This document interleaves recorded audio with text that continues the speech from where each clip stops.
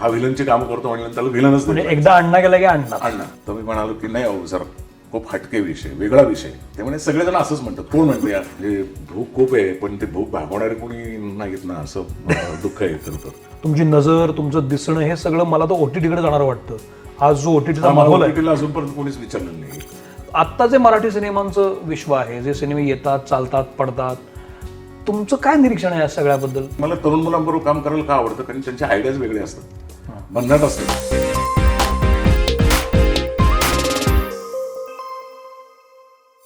नमस्कार, मी सौमित्र बोटे. मित्र म्हणे लाईमलाईटमध्ये मी तुम्हा सगळ्यांचं स्वागत करतो. आज आपल्यासोबत आहेत अभिनेते माधव अभ्यंकरजी.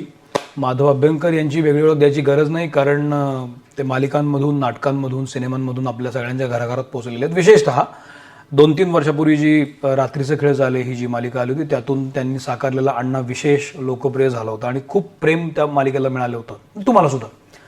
आता मालिकेनंतर मी त्यांना सिनेमात बघतोय. खूप मधला मोठा काळ गेलाय आणि आता आपल्यासोबत आहेत ते लाईफलाईन नावाचा एक सिनेमा आता रिलीज होतोय 2 ऑगस्टला आणि त्यामध्ये खूप महत्त्वाच्या भूमिकेमध्ये ते आहेत. तुमचं स्वागत करतो सर मी. आणि पहिला बेसिक हा प्रश्न आहे की मालिकेनंतर आत्ता तुम्ही मला दिसताय, मध्ये खूप मोठा काळ गेलाय, 2-3 वर्ष, 4 पण वर्ष असू शकतील. तर इतका काळ का गेला? ह्या मधल्या काळात काय काम सुरू होतं?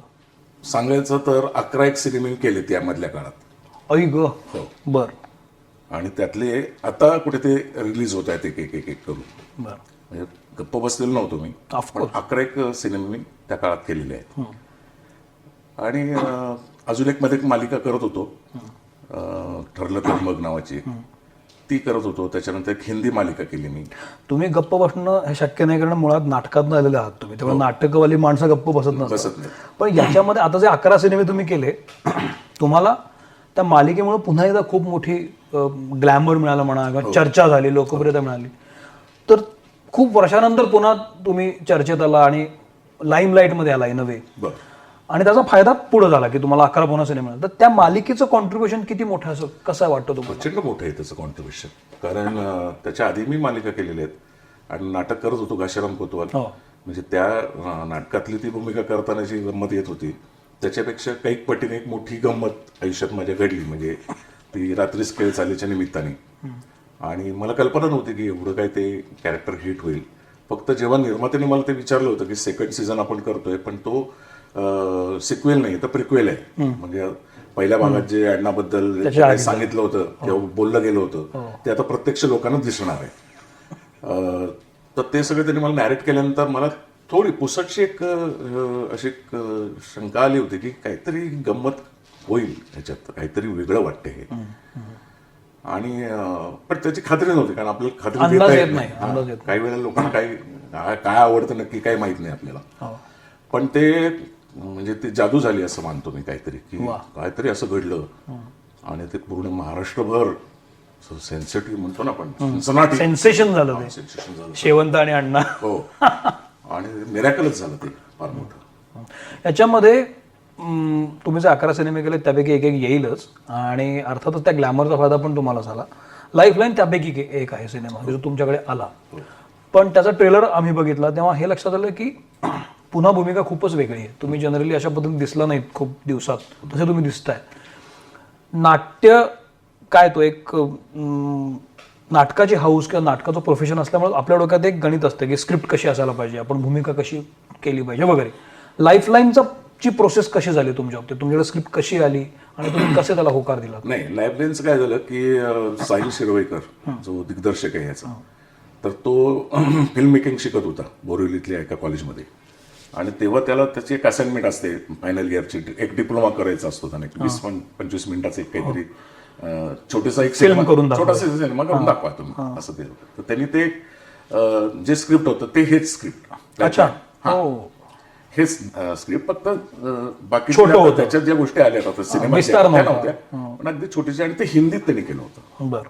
आणि त्यांना ती असाइनमेंट तशी हिंदीत करायची, सांगितलं होतं हिंदीत पाहिजे. तर त्यांनी ते केली. तर त्यावेळेला ते किरवंताची भूमिका मीच केली होती. हो का? आणि मोहन परब म्हणून एक प्रोड्युसर डायरेक्टर, म्हणजे श्वास पिक्चरचे प्रोड्युसर परब, ते माझे चांगल्या परिचयाचे. त्यांचाही मी चित्रपट पण केला होता. सेकंड इनिंग नावाचा, त्याच्यात लीड रोलच हो तो चांगला होता सिनेमा, तुमची भूमिका चांगली होती.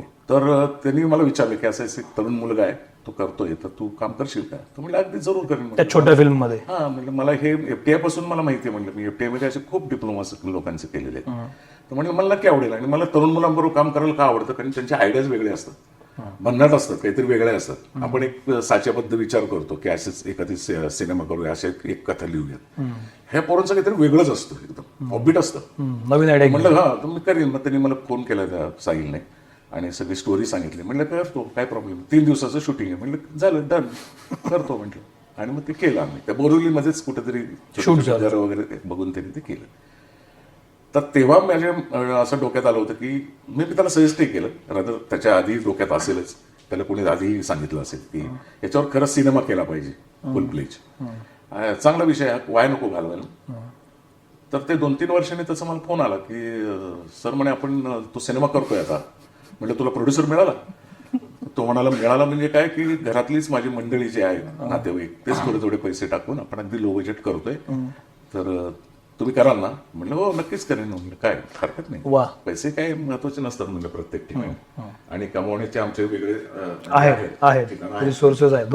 त्याच्यामुळे आम्ही तिकडे पैसे कमवतो, करूयात म्हटलं. म्हणलं डॉक्टरसाठी कोण? तर तो म्हणलं चाललंय, डोक्यात आहेत अशोक सर. अरे म्हणलं त्याचं मिळालं तर उत्तम, म्हटलं मजा येईल.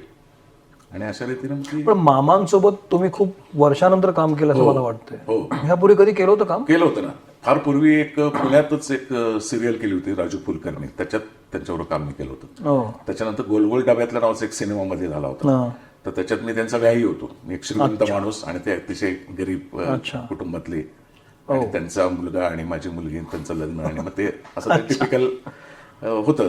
त्यावेळी काम केलं होतं. आणि मी एक चित्रपट डिरेक्ट करणार होतो. हा, तर तेव्हा मामांशी माझा संपर्क आला होता, आणि तो विषय घेऊन मी त्यांच्या घरी गेलो होतो. मग ते नेहमीप्रमाणे म्हणले की नाही हल्ली मला काय कंटाळा आलाय, मी करत नाही, काय तेच विषय असतात. तर मी म्हणालो की नाही अहो जरा खूप हटके विषय, वेगळा विषय. ते म्हणे सगळेजण असंच म्हणतात. कोण म्हणते यार? सगळेजण हेच म्हणतात, माझा विषय वेगळा. तर मी त्याचा एक अगदी छोटा किस्सा सांगतो तुला. तर मी म्हटलं तर काय करावं, याला कन्व्हिन्स कसं करावं या माणसाला. मग त्यांना म्हटलं की मी वाचायला सुरुवात करतो, आणि तुम्हाला असं वाटलं अगदी दुसऱ्या पानाला जरी तुम्ही म्हटलं बस, आम्ही लगेच आवरून गुंडाळून निघून जातो म्हटलं. मग त्यांना ते कुठेतरी हा चालेल हे चालेल असं करूया, म्हणजे त्यांना एक चॉईस होता ना, कुठे थांबवता येतो. तर मी वाचायला लागलो. 2 पानं झाले, 3 पानं झाले, ते आणि पहिले असे बसलेले होते, महाबळेवळ करत ते पूर्ण स्टोरी त्यांनी ऐकली ती, आणि ते म्हटली करतो. त्याच्यात त्यांच्या 8 भूमिका होत्या. काय सांगताय? हो, एकाच व्यक्तीच्या 8 भूमिका होत्या. आणि ठरलं सगळं. ते म्हणले की काय बाकी व्यवहार बघू, पण त्याचं काही हे नाही, करणार नाही. क्या बात आहे. पण ते राहिलं, कारण ते थोडंसं माझं निर्मात्याशी वैचारिक मतभेद झाले बाकीच्या कॅरेक्टरवर होतो. पण प्लॅन अजून ऑन आहे? नाही, तर झाली फिल्म. त्यांनी त्या निर्माते कोणाकडनं तरी करून घेतली. अरे यार. आणि ते 1.5 दिवस पण नाही चालले, आणि तो खूप स्ट्रॉंग विषय होता. म्हणजे आताच थोड्या वेळापूर्वी तोच विषय मामांशी बोलत होतो. अच्छा. तर ते खूप वेगळं होतं. मला तर कौतुक फार वाटतं की तुमच्या तो दिग्दर्शकाला असं वाटलंय की या 8 भूमिका मामाच करू शकतील. आणि हे जे वाटणं आहे ना, ते त्यांचं पोटेन्शियल हेरण्यासाठी डोळ्यासमोर दुसरं कोणीच नव्हतं आलं तेव्हा. म्हटलं मामाच. अशोक सराफ कसा कलाकार आहे, काय वाटतं तुम्हाला त्याच्याकडे बघून? नाही, तुम्ही त्यांची खरोखर सांगायचं ना, तर ताकद त्यांची वापरली नाही अनेक लोकांनी, असं मला वाटतं. हा, त्यांना फक्त तुम्ही विनोदी भूमिकांमध्येच बघितले, पण त्याची ताकद नाही बघितली लोकांनी. त्यांना तसं वापरलंच नाही गेलं. आणि आपल्याकडे तसंच आहे ना, आता हा व्हिलनची कामं करतो म्हणलं त्याला व्हिलनच म्हणजे एकदा अण्णा गेला की अण्णा. हा, पण त्याला एखाद्या संताचं भूमिका देऊन बघा, तो करू शकतो. जर तो ऍक्च्युअली ऍक्टर असेल, चांगला अभिनेता असेल, तर तो ते करू शकतो. तसंच मामांचे त्यांना सारखं तुम्ही विनोदामध्येच भरडलं असं मला वाटतं. या लाईफलाईन मध्ये ते खूप वेगळ्या भूमिकेत दिसतात मला. तुमची आणि त्यांची जुगलबंदी दिसते, सिरियस रोल, खूप सिरियस रोल आहे. आणि डॉक्टर आहे, म्हणजे मला तर खूप वर्षानंतर डॉक्टर दिसत आहेत. हो. तर ही जुगलबंदी कशी झाली आहे, काय चॅलेंजिंग होतं आणि काय अविस्मरणीय आहे? नाही, मुळात लिखाणात चांगले असल्यामुळे ना आमचं निम्मं काम कमी झालं होतं त्याच्यात. मी आणि मामांनी अशी कधी रिहर्सल वगैरे केली असं काही नाही केलं. हा, जनरल एक टेकच्या आधी पण रिहर्सल करतो मेकॅनिकल, तशी आम्ही रिहर्सल केलेली. पण असं त्यांनी मला कधी असं म्हणलं नाही की मी असं करतो तू तसं कर वगैरे, असं तर काहीच नाही केलं. आम्ही थेट भिडलेलो आहोत. त्याच्या आहा, हां स्पॉन्टेनियस. स्पॉन्टेनियस. आणि मग त्यांच्यावर आधी काम केल्यामुळे थोडंसं त्यांच्याशी परिचय असल्यामुळे ना मला दडपण नव्हतं तसं. मला दडपण माझ्या भूमिकेचं होतं, कारण मला ते वाजवता येईल का याची जरा आपल्याला एक नेहमी भीती असते, आणि ती भीतीच आपल्याला महत्वाची असते अभिनेते. वा. जसं तिसरी घंटा झाली की जे धस्स होतं हो. अजूनही होतं, म्हणजे कितके हजारो काही प्रयोग केल्यानंतर सुद्धा आता या घडीला सुद्धा तिसरी घंटा झाली की धस्स होतं. आणि एकदा पाऊल टाकलं त्या प्रकाशात गेलो की ते आपण सगळं विसरलेलो असतो. वा. हा, तर तसंच आम्ही ते अतिशय खेळीमेळीच्या वातावरणात केलं. आणि त्यांची सिनियरिटी एवढी आहे ना, ते सगळ्यांना असं सांभाळून घेणं.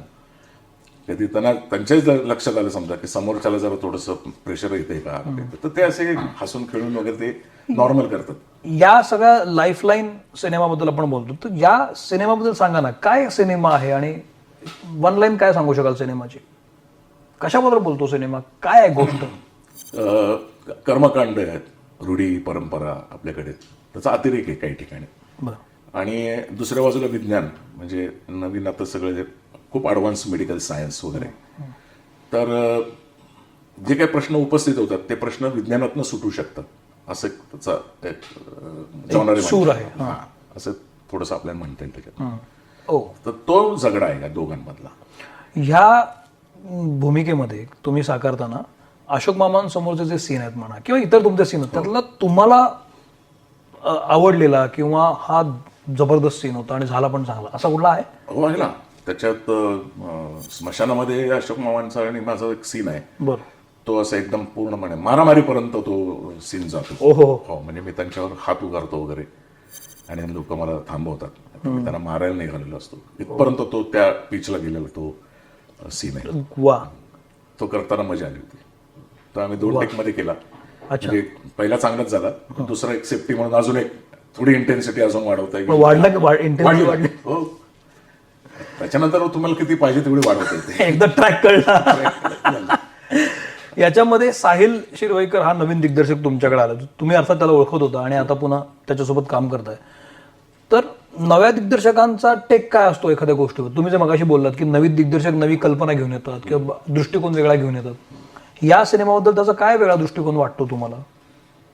त्याच्या या वयात त्याला असा सिनेमा करायला करावंसं वाटणं हेच जास्त ग्रेट आहे असं मला वाटतं. त्याच्या वडिलांनी ती फिल्म लिहिली, ऍक्च्युली कथा पटकथा संवाद वडिलांनी लिहिलेली. आणि ते एका एक्सपिरियन्स मधनच त्यांनी केलेलं की त्यांच्या घरात काहीतरी मृत्यू झाला आणि ते स्मशानात होते, तेव्हा त्या किरवंताबरोबर ज्या त्यांच्या इंटरॅक्शन झाल्या आणि त्याच्यातनं पुढे त्यांच्यातही वाद झाला वगैरे. हा, त्याच्यातून त्यांना ती सुचलेली ती गोष्ट आहे.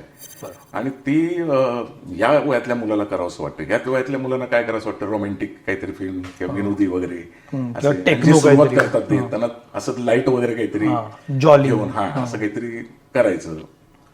पण हा काहीतरी सिरियस विषय घेऊन करतो मुलगा, याचं मला पहिल्यांदा आपण वाटलं खूप. बरं.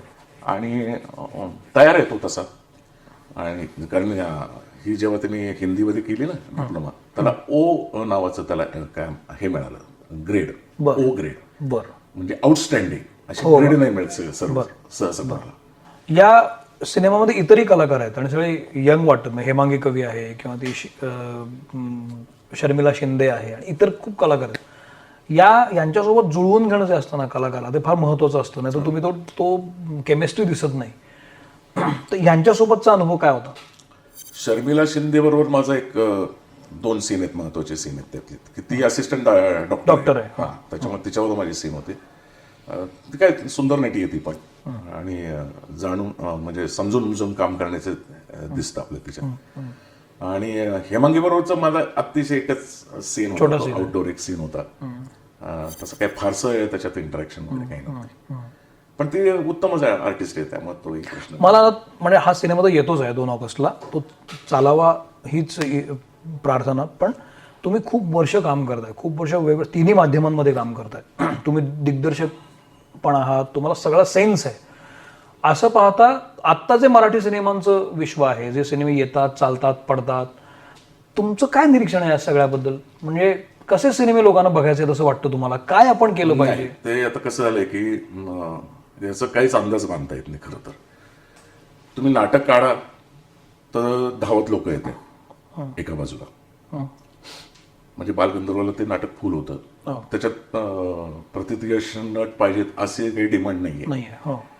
पण लोक नाटक बघायला येतात, पण सिनेमा बघायला का येत नाही याचं काही पुढं उलगडलेलं नाही, म्हणजे किंवा मला काही कळत नाही ते. बर. हा, पण मी एक सांगतो, पूर्वी प्रभात वगैरे सगळे सिंगल जेव्हा थिएटर होते ना, तिथे ही लोक नाटक जसं बघायला जायचे तसे सिनेमा बघायला जायचे. हो.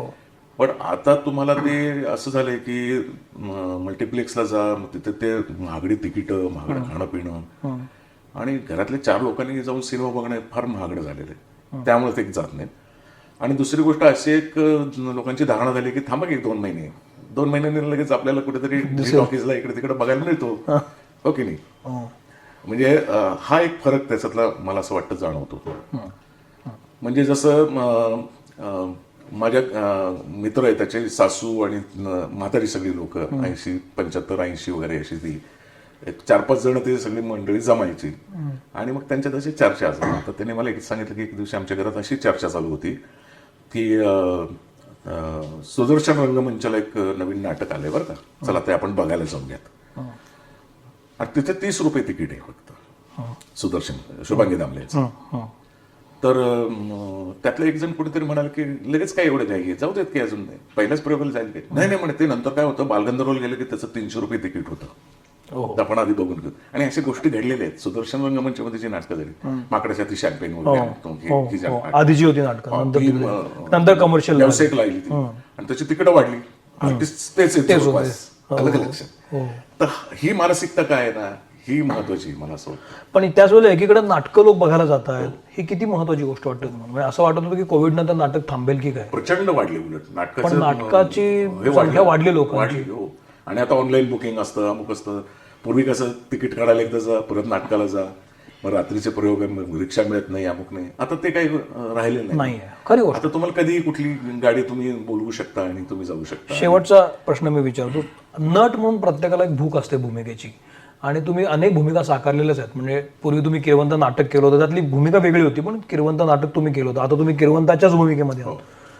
तुम्हाला अशी स्वप्न वाटणारी भूमिका आहे का की मला अशी भूमिका करायची आहे, किंवा ही मला एकदा करून भूमिका असतात? म्हणजे भूक खूप आहे, पण ते भूक भागवणारे कोणी नाहीत ना, असं दुःख आहे खरं तर. आणि बरेचदा का डावललं जातं किंवा का विचार केला जात नाही, असं एक कधी कधी मनात येतं माझ्या. पण मला एखाद्या क्लासिकल सिंगरची भूमिका करायला आवडेल. अरे वा. हा, म्हणजे जसराजजी, भीमसेनजी वगैरे, राजन साजन मिश्रा वगैरे, म्हणजे एक असं मोठं भारदस्त व्यक्तिमत्व. हा, तसं काहीतरी करायला मला आवडेल. रादर त्याच्यासाठी असणारी कथा पण माझ्याकडे. वा. पण आपल्याकडे निर्माते मिळत नाहीत. आपल्याला काही चांगलं करायचं असेल तर निर्माते नाही, मला वेगळं असेल तर घेतात, पैसे देतात. त्यानिमित्तानं तुम्ही एक तुमच्याकडे कथानक आहे हे सांगितलं, हेच मला खूप छान वाटलं. पण वेगवेगळ्या भूमिका ज्या ज्या तुमच्या वाट्याला आल्या त्या तुम्ही चोख केलेल्या आहेत आणि लक्षात राहिल्या, सगळ्यात महत्वाची गोष्ट. तर मला खात्री आहे की लाईफलाईन मधला जो किरवंत आहे तोही लोकांच्या लक्षात राहील, आणि त्यानिमित्तानं पुन्हा वेगळी दारं उघडतील तुम्हाला. कारण तुमची नजर, तुमचं दिसणं हे सगळं मला तर OTT-कडे जाणार वाटतं. आज जो OTT-चा माहोल आहे, अजूनपर्यंत कोणीच विचारलं नाही. विक्रम गोखलेंची फक्त केली, विक्रम गोखलेंनी डिरेक्ट केलेली, चला दंगल पाहूया करून वगैरे असं काहीतरी नाव होतं, ती पण डब्यातच गेली. बरं. मला तुमच्याकडे पाहून जे मी ट्रेलर बघितलं ना, त्याच्यामध्ये तुमचं एक्सप्रेशन बघून असं वाटतं हा माणूस OTT-ला खतरनाक जाईल, कारण डोळे हे जुलमी गडे आहेत. त्यामुळे मला वाटतं की तेही नवीन दार तुम्हाला उघडेल, आणि लाईफलाईन मधली भूमिका बघून मी सांगेनच. पण तुम्हाला खूप शुभेच्छा सर. हा सिनेमा 2 ऑगस्टला येतोय, तो जरूर थिएटरमध्ये जाऊन पहा, कारण 2 मोठे अभिनेते भिडणार आहेत एकमेकाला, आणि त्यातून काय उलगडणार आहे हे आपल्याला सिनेमा बघितल्यावर कळेल. तुम्ही आलात आवर्जून, मनपूर्वक थँक्यू सर. भेटत राहू. हा एपिसोड कसा वाटला मला जरूर सांगा, आणि सिनेमा पण पहा, आणि तोही कसा वाटला मला जरूर सांगा. मी सरांपर्यंत जरूर ते पोहोचवेन. Thank you very much.